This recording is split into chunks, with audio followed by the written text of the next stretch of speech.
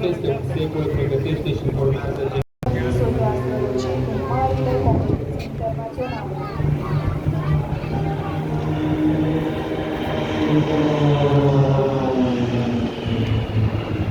În continuare, evoluează embarcațiuni cu vele care fac parte din Asociația Nautică Portul Tomis.